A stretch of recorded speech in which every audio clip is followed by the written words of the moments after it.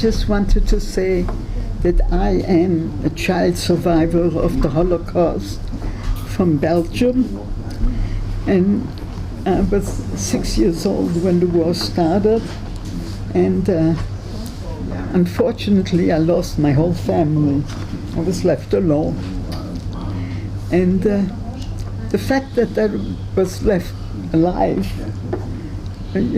first I was being hidden in different places, but after I got a little old, I kept saying, how come that I'm alive and everybody else is gone? Why am I alive? And then I came to the decision that maybe Hashem meant for me to be here and do something positive. And I've been trying to live that way all my life. But what I wanted to say is that my parents were very, very Zionistic. They came from Poland to Belgium because they had an international pier in Antwerp, and they wanted to go to Eretz Yisrael. They would never use the word they would never use the word Palestina, only Eretz Yisrael. And my parents, I was born in Belgium, and our parents told us all the time, the only place a Jew should live is in Eretz Yisrael. That's the only thing. And that was ingrained in us since I was a baby. And so they wanted to go, and at the time there were problems in Eretz Yisrael. There was a big famine, people were dying like flies. Then also was the big thing about the most well-known is Hebron, where the Arabs attacked Jewish communities. And so there was no boats going to Eretz Yisrael. So they went there, they stayed, and of course I was born there. And whatever it is, it's a long story. But anyway, when the war went on, and things were getting worse and worse, and my parents got papers from the United States. He had a brother who went there before the war and sent us papers to come. And so my father went over to see his mother. He was the oldest in the family, and she was living with a daughter. And so he went over and he said, I'm coming to get you because it's time for us to leave for America. And so she said, I'll be happy to come with you, but I won't go without my daughter. The daughter said, I'll be happy to go with you. I have to ask my husband. And so the husband said, it's going to get better, it can't get any worse. And therefore, they didn't go, and my father said, well, I'm the Bechor in the family, I take care of everybody. If you don't go, I don't go. And that's why they remained. And of course, everybody was gone, nobody remained alive. So the thing is that I remember that very well. And when the war was over and they had the Chayalim, they came from the brigade after the war, they told them, you can either go back home or you can help us find children who were hidden, other kinds of children, and that would help us a great deal. So there were those who remained, and they used to come to the sniffer everywhere, but they gave a sniffer of Bnei Akiva, and I was there. It's a long story, but anyway, an uncle of mine came back from Switzerland, and they gave the names of the children that survived, and they heard my name, and so they told him, and they took me after the war, but I couldn't get used to the family life. And anyway, when those Chayalim came and I was there, and I said, you're from Eretz Yisrael? Yes.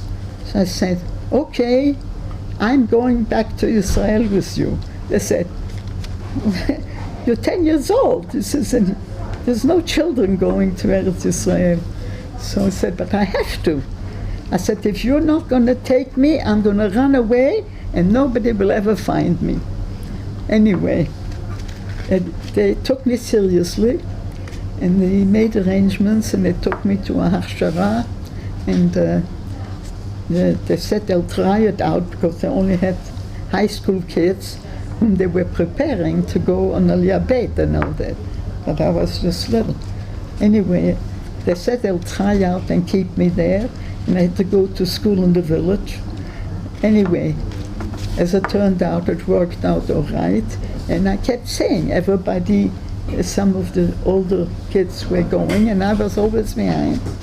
So I kept waiting and waiting, and then finally, after Israel became a state, at the end of 48, they started taking younger children.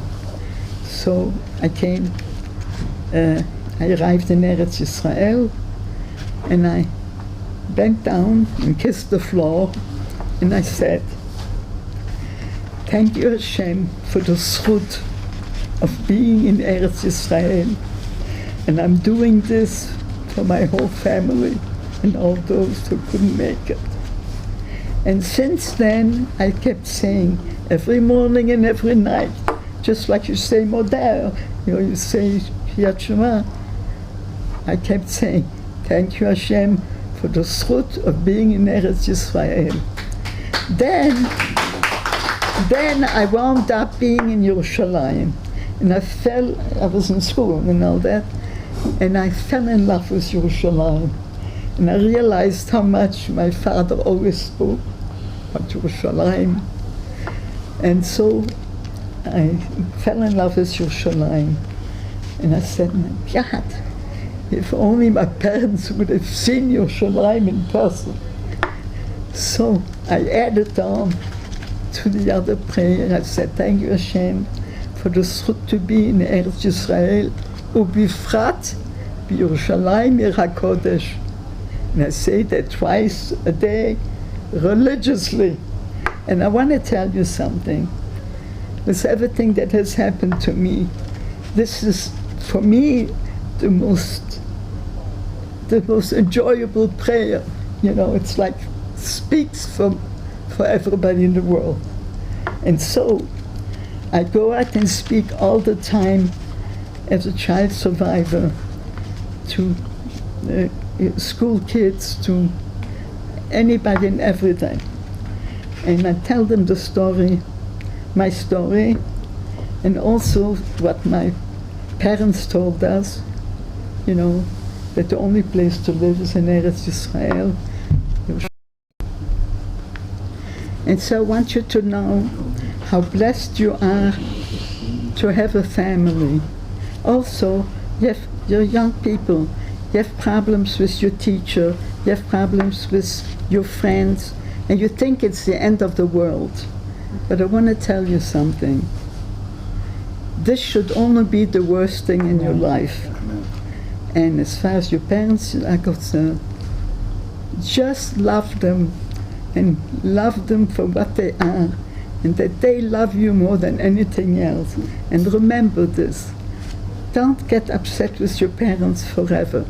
Something happens, okay, but just know that you have to respect them. And you know what? Some of the children must have come home and told their families, that the Holocaust survivor was talking to them, and that they told them that. So they came home and they embraced their mother and father, and they said, I'm sorry how I've been behaving. And from now on, I love you and I care about you, and I will help you as much as I can. And those people called me to tell me, you managed in 2 hours to teach them what family is about. And we want to thank you. We couldn't. All their lives I'm telling them, you get upset, okay, so you're a child, but don't keep on, doing things. So I feel that I'm doing something myself for my family. Everything I talk about relates to what I'm saying. And so even when I'm invited on Friday nights by people, because I can't be by myself on Shabbos, and so I talk there also. A lot of people are invited, and the more people, the better. And so they always let me be the last one speaking. You know, we talk about the Pasha, this and that. You know, I try to relate to the Pasha, something to say about an experience of the Shoah. But also, I tell them what I just told you, to say Baruch Hashem about this and about Yerushalayim. And I don't care, I tell them, I don't care if you're visiting here for 2 weeks. I don't care if you young people go to yeshiva for a few years, then go back. If the girls that go to midrasha or something, I don't care what you're here for. But I want to tell you something. This keeps me going, what I'm saying. Not everything is perfect in this country, but all of us being Jews that come here, not only because there is anti-Semitism, but because they come from their own free will, because Eretz Yisrael is our country. And this is what I do. And I asked all of them, I said, I never asked for anything, but I'm asking you, try it for a week, say what I'm telling you. If it works, okay. If it doesn't work for you, you know, I didn't attack you. And you know what? How many people tell me that they feel a lot better? And even the people who were only on a visit, they said, I will say it even if I go back to the States, because what you're saying makes me feel like a good Jew. That's what I wanted to say. Thank you so much. Wow. Okay, thank you everybody for coming.